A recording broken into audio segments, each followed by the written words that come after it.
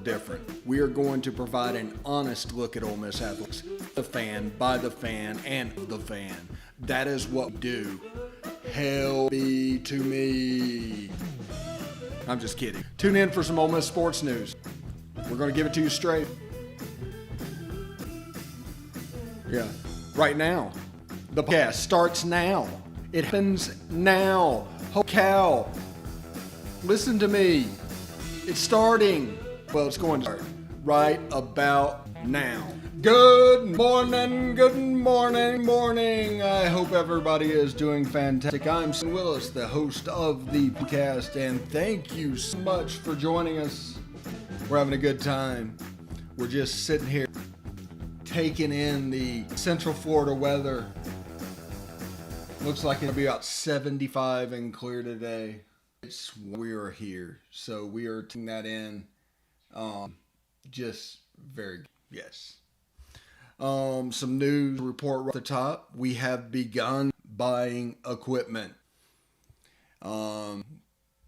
Picked up a $1,700 Camry yesterday and rack mount system. So it has begun. Today we hope to basically get board and things like that. Again, we are investing $20,000 in the show this year. Whenever we get up with a TV show, it'll be like unlike anything I've ever seen. So I'm pretty excited. We're going to try and set up, we're going to have the really expensive camera that's going to do what we want it to. Like, it can memorize a shot for where I am at the desk doing the POMcast. It can also have a preset for the weather, things like that. And we are going to utilize all of that. We have to do a little bit of wall work to make it look good. And we will do that in probably the next 2 weeks. We're audio only. We're still doing April plan, which we might be a little ahead of that. Over promise and undeliver. Past 4 years has been the wrong thing. This is under promise and over deliver. And we're trying to get that right. Anyway, you may notice that the streaming notifications are going now. We've also got along with a service that is streaming. So we go out to several different categories if you follow us on social media, which you can at the Sam Willis, mine, at Old Positively. That's the show. You can hit facebook.com/POMcast. You can hit Positively Ole Miss on YouTube. Hit the bell for notifications. You'll know whenever we're going to go online. And you can catch us on Twitch at Positive Ole Miss. Now, all you will see video-wise is the slate with the addresses of the different places we are located. On YouTube, you can catch press conferences, games, 2020 games on demand, things like that. All you have to do is subscribe. Hit that up for me as well. And, of course, if you're audio only, you catch us on Google Podcast, Apple Podcast, Stitcher, SoundCloud, Spotify, TuneIn Radio, iHeartRadio, and Pandora. We are working on getting up on radio.com. That's the goals in the podcasting realm. Everybody is kind of moving this platform. So I anticipate a rapid growth in quality because the number of people do it, although some people just can't do it. They try to do it, they can't do it. And it's not their fault, it's just not the world they're in. They're doing the best they can. So our goal is not to have a podcast that looks like Royer, Illinois' Wayne's World and sponsored by Noah's Arcade. And our goal is to have something that looks fairly close to a broadcast production. Now, if you look at a broadcast production, it's multiple people switching. So only one people may be on the staff. So it's going to be a little different, but we need to figure out how to cover up those deficiencies and provide a good experience for you. And I think we have a good plan for that. We'll start building in February. We already have a wireframe for the show, but we're going to start building and actually start putting together what the show will look like and building the element for it so we can just bring them up and go. And that includes for Chris and things like that. Figure out what to do about him video as the situation grows, but obviously I wanted this to be as low impact on his life as possible. So we're gonna go very slow in that direction, and we're going slow into him in this direction too. But it's just so we're not rushing. We're doing this the right way, and everything we're doing is about doing it the right way. And this podcast idea that we're gonna do basically a TV show was hatched last spring. That shows you how slow we're going. And during the coronavirus, I've slowly built up and gathered an element to do this. And the last thing was the investment. And that should happen very soon. Again, we've already spent $1,800 on a camera or $1,700. Either way, it was a load of money. And a rack mount system. So packing, so our lights should be there. I think, once we sum up, we might have to go through and order light bulbs for lights, because I just don't think they made it through the move like we're hoping. But then we'll go through setting up, making sure this is lit correctly, and that process. Again, this is a long process, but it is a very fun process. We're going to, as we're doing it, build the POMcast as well as build around the SEC. Although we're not doing around the SEC right now, we're going to bring it back shortly, and it will be a staple during football season. And I'm thinking about adding other live productions based on what's going on. Anyway, that's segment 1. I'm Stephen Willis coming back. Exit view, DBs, around.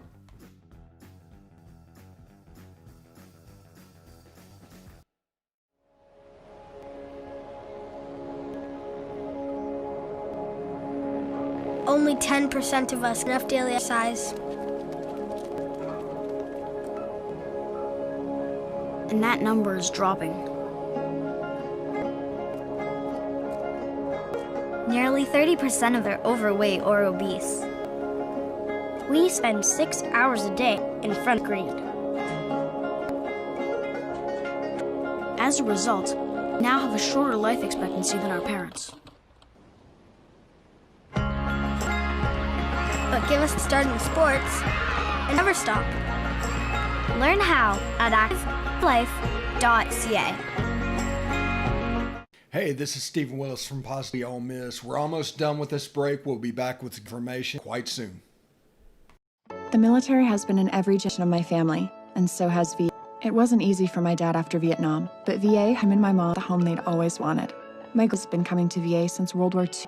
They even helped him lay to rest when battle buddies from Normandy. And me, I've been their footsteps and served with pride. And now out of the military, the GI Bills help with school.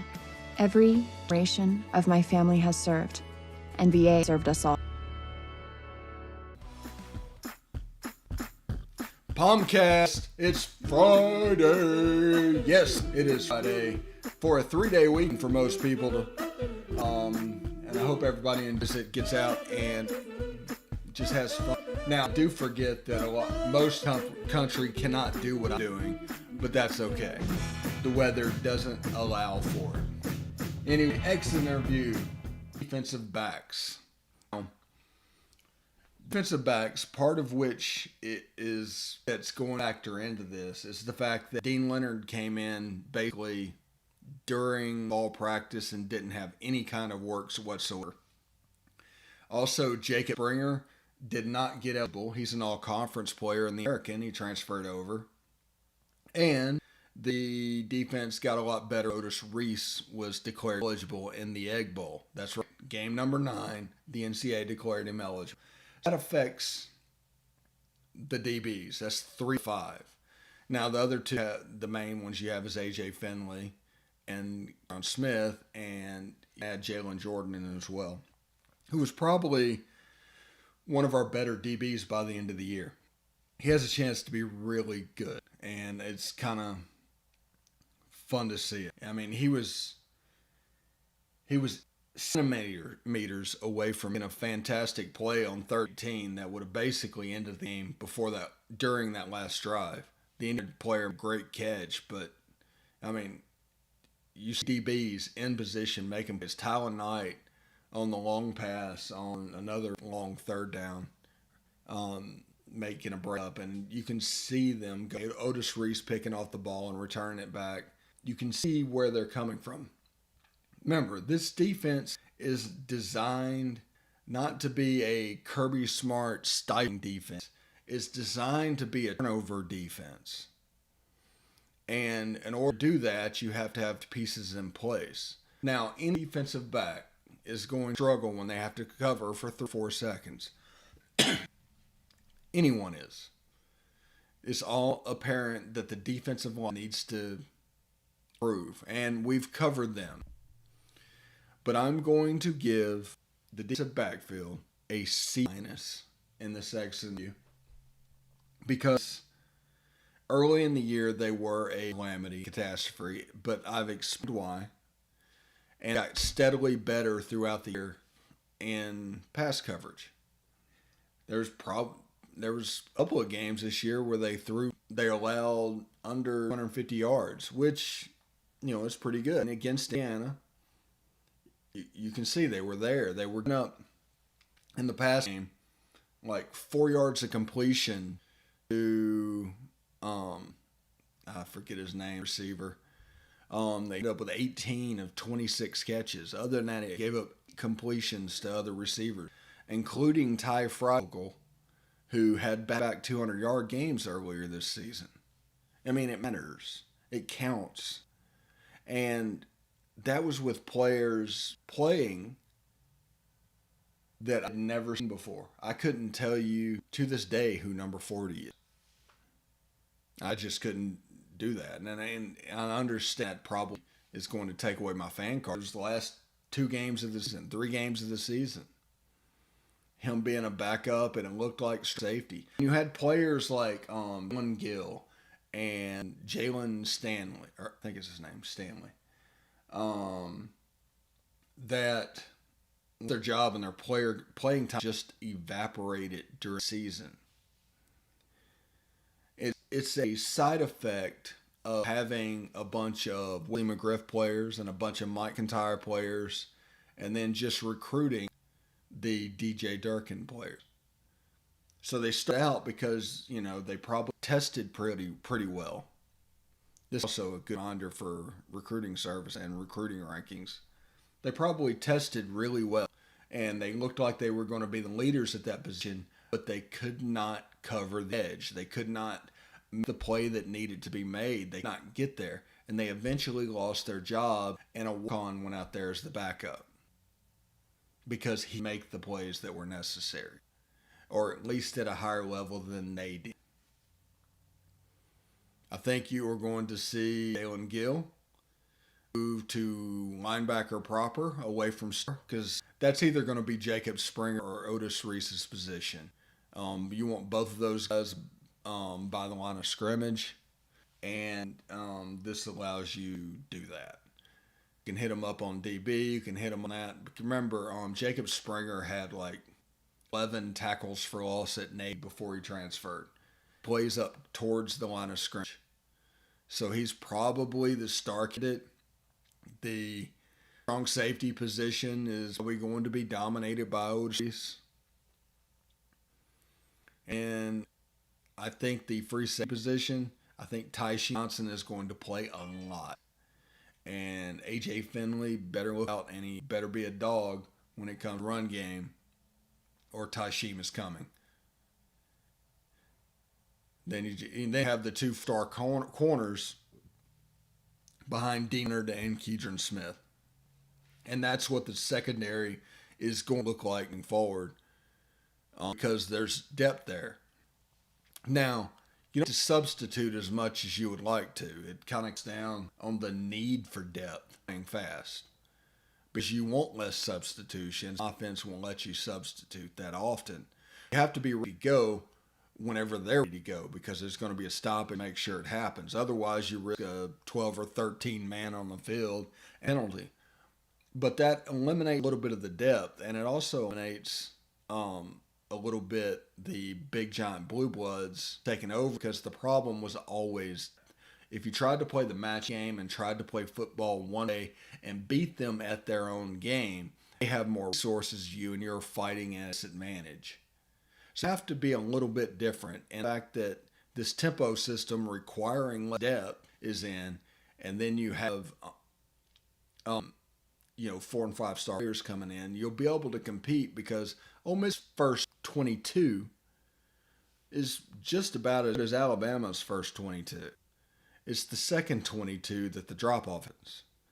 So whenever you substitute, you look out there and you say, oh, well, they're that, because they're messing up, and the second's in there, especially on the defensive line and defensive backfield. But it's happening. It's building. Once we have spring practice this year, because we're going to have spring practice this year, because not necessarily that all fear is gone about the pandemic. It's the fact everything can operate right now. And, with the vaccine and everything, there's a chance to get back to fairly normal in the next 12 to 18 months. But we're going to be able to function until then. Now, I think, with the coronavirus, those players should get a vaccine just immediately, and then all of a sudden you can take less avenues, to proceed. You don't have to worry about them so much. You kind of practice as normal. But I'm just giving them the shot just because we get to live a little bit normal while we're waiting for everything to catch up. So just a thought there. But defensive backfield, C minus, somewhere in there. And that's just because the beginning of the season was just an epic disaster.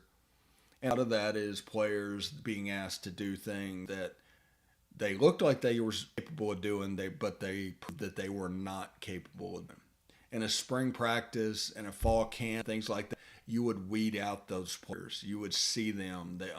They would rise to the level that they're going to be.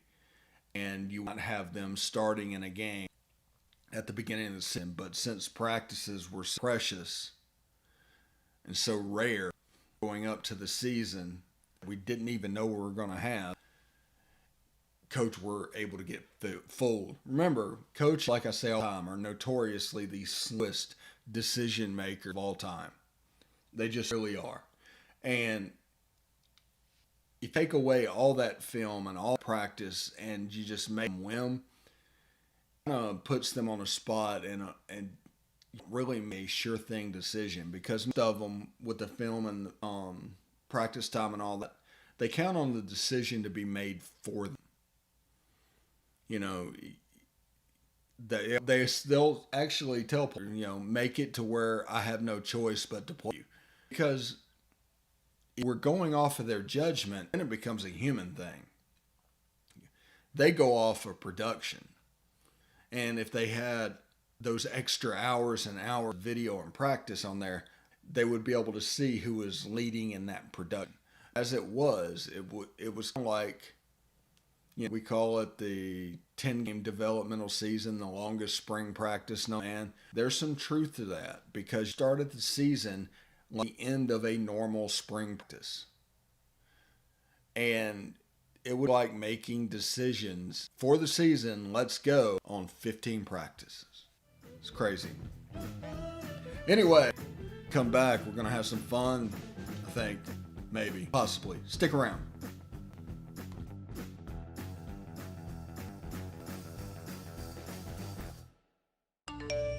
You want to answer that, don't you? I bet it's just killing you, being the glow just inches away. Someone wants to tell you something or ask you something. Oh, come on, answer it already! Just so we're clear, that wasn't my fault. Next time, ignore your inner voice. Don't text and drive. A message from Florida Choice Independent Insurance Agents. Hey, this is Steve Willis. I just want you to stick around a little longer. We're going to get back to the podcast right after these messages. Tonight, nearly 40,000 veterans across the country are homeless. Men and women have pledged to serve our nation, and now we must serve them. Landlords across the country have helped make significant progress in reducing veteran homelessness by making housing available, but there is more we can do to bring our veterans home. Visit www.va.gov/homeless to see how you can get involved. And if you are a veteran or are experiencing homelessness, please call 877-48-VET. Thank you. The POMcast with Stephen Wiss has returned right here on Positively Ole Miss. I'm here for you. I'm just messing around. We're having a good time on this Friday, 3-day weekend. There will likely not be a show Monday for MLK Day. Take the day off out of respect him and just going down that road. We got a lot of stuff to do moving wise. It's going to be a busy weekend for me, and it being a 3-day weekend means we can get things done. But there probably will not be a show Monday. We might do a replay of today's show or something in its normal spot. But there's not a show Monday, I say it again. So the idea, we did the Christmas show and everything where we told you what to expect, but the audience is growing on leaps and bounds, basically. So thank you for that. And for those new members, what we are planning to do, and we're starting, sometime around April. It's basically a TV show, and inside that TV show is going to be video segments. We are going to try and do anatomy of a touchdown. We are going to try to do for the weekend. All the shows that you guys have seen before on other platforms will be on this one. And I had fun making those. Get to do it. We're also going to try and do a weather report. Well, yeah, I know.